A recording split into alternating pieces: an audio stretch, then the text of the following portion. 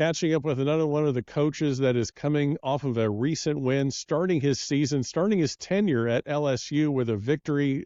Jake Amos, welcome. Thanks for giving me some time. How are things for you in Baton Rouge right now? They're good. Winning makes everything easier, but we've kind of settled down as a team pretty quickly, and yeah, things are going about as good as they could. Well, I know we're going to talk a little bit about your current role, your new position at LSU, taking over the men's golf program, but I don't know if people understand how many visits you've made in your coaching journey. So before we talk about LSU, can you tell the story of your very first coaching job in college golf? Very first was I got an opportunity with Chris Malloy at South Florida, and looking back in it, I had a few opportunities, when I stopped playing professionally to get into coaching, and couldn't have got luckier with that one. Yeah, I had no idea what I was doing really.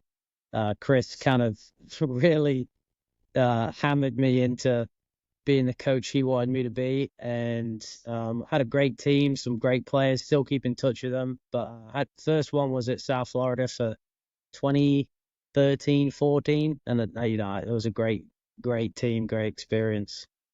Now, how long did it take for you to kind of realize that this is your calling? Because it's not an uncommon story. A player plays in college, you played at Augusta, had some success, tried to play professional for a few years, and then went to coaching.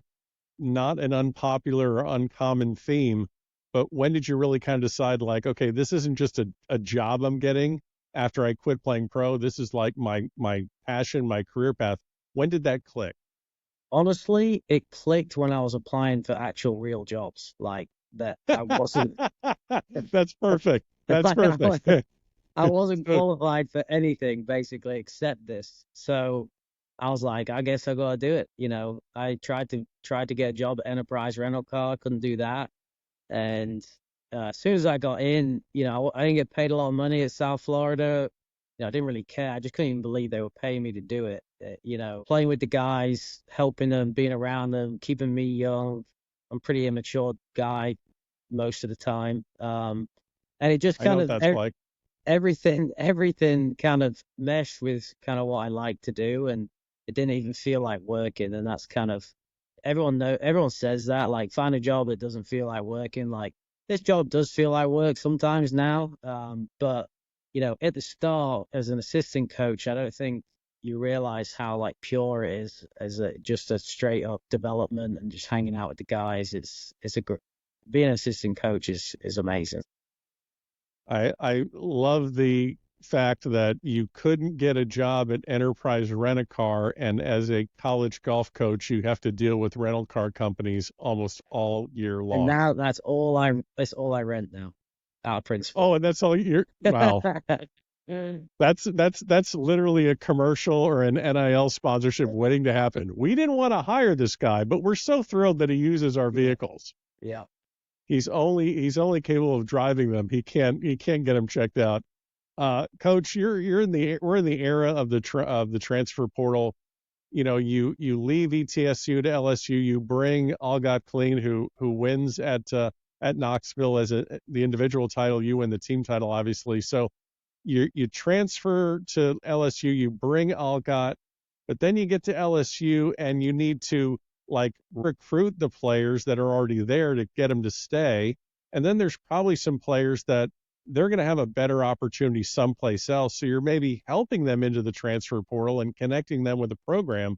Um, oh, and by the way, you need to move your family to Baton Rouge and find a place to live and probably get your kids taken care of, all that. What took the priority when you got to Baton Rouge? Oh, and by the way, you need to recruit a little bit this summer if you got for some spare time. Yeah. What was this summer like for you? Absolutely as chaotic as you just made it. Okay. The what I tell people is when I drove down from Johnson City to Baton Rouge, it was 10 hours, and I put a Foo Fighters album on, and I listened to two songs for the entire trip. That's how much I was on the phone. And I just was remembering talking about, finding a schedule, because the first thing is that you need to have a great schedule to attract great players. And the schedule wasn't great.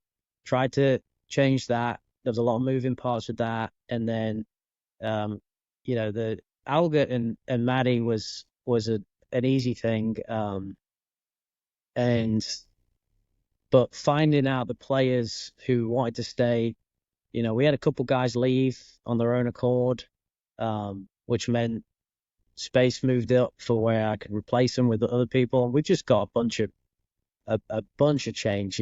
We 6 new players, including freshmen, and 3 new coaches. And it was just a lot of moving parts. And I actually, Jace Long, my assistant who I hired from Marquette, who's been incredible for me, he put it in perspective. It's like 2 weeks ago, I was like, man, we've got so much to do still. And he goes, yeah, but look how much we've done. And it was kind of a nice perspective of, yeah, we've assembled a really nice team, a really good schedule. We kept the guys who wanted to be here and wanted to play for me still and be at LSU. And it kind of all worked out.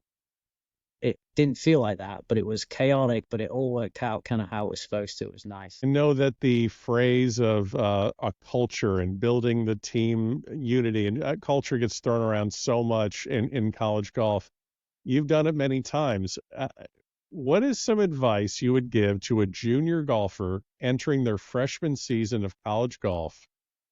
How can they make a coach like in your situation, how can they make your life easier where that you can get the impression really quickly, like, all right, maybe his scores aren't there quite yet, and he's not exactly sure how to get to class, but he understands kind of what I'm talking about. He understands it. I kind of have a little trust. What are those things that those juniors can make sure they kind of take care of when they get into a new program? Think it's staying in their own lane and also like taking care of the little details that they should be taking care of. I mean, it's being part of growing up. Like when you get a person that takes initiative and figures stuff out themselves, that's really impressive to me as a freshman coming in. Like, you might not hear from them, or they've just got a phone on, like an international, for an instance, so that they've figured out how to get a phone and a bank account, and they haven't had to call you and ask you, and they've just figured stuff out. And it's part of growing up. So for me, like as a freshman, it's not always about scores. Like, are they working as hard as they should be? Which everyone says that, but most junior golfers coming in don't really know what hard work is until they actually see that, wow, everyone's working harder than I ever thought I could work. Right. And working hard, figuring out that's not hard enough, and then also just taking care of all their life and getting into a nice routine where they can prioritize golf. To me, that's the biggest thing as a freshman in their first semester. Yeah, I would imagine that's even more important when the coach himself is still trying to figure out all the details. I mean, have you even seen all of the campus yet, or I mean, you're still drinking through a fire hose? Yeah, well, I had an official visit probably 2 weeks ago, first day of class actually, and Oh my God. I was going around with the recruit like, wow, this is pretty nice. I hadn't even seen it. A lot of the stuff I hadn't seen what we had, and I was doing the visit with him. Yeah. And I was like that, and I was having the same reactions that they were having. It was funny. But yeah, I don't. That's the thing. It's like I don't even know half the resource. We have so many resources, so many people helping us and touching our programs that I haven't even got to visit with them and meet them all yet. So I think you should just kind of enroll in one of those freshman orientation trips, or just sneak in. That's just do that. Just tag along, shadow someone. So one of those upperclassmen that give tours to all the parents, just sneak in. They won't even notice. Yeah. You had a great year last year. You're a finalist for Coach of the Year at ETSU. 3 wins, 7 top threes, take them to the national championship again. I think 4th straight year, 4th straight conference. Mid majors, that's kind of another hot topic in college golf. What is the future of a mid major? Can they compete with an SEC and ACC? And then you, of course, throw in PGA Tour U and the transfer portal. I know you've moved on to SEC country with LSU, but what are your thoughts about how much mid majors have grown and what maybe the future looks like for mid majors competing in the national landscape. I've got a real soft spot for that. Playing at Augusta, we had probably one of the best underdog stories in college golf in the last 20 years, and um, so I played at it, and I learned my trade as head coach at a mid major, and I appreciated every minute of it. And I just think that they're gonna be fine. Like, um, with all the roster limits coming into place, it's gonna create more. We can't take everybody, so Right. people are actually going to go and be where they need to be and play and get better. So I think the depth is going to get a lot more. It's whether they can keep up with all the other stuff, um, which the support of the student athletes, and some programs will prioritize it and they will realize that they can do that.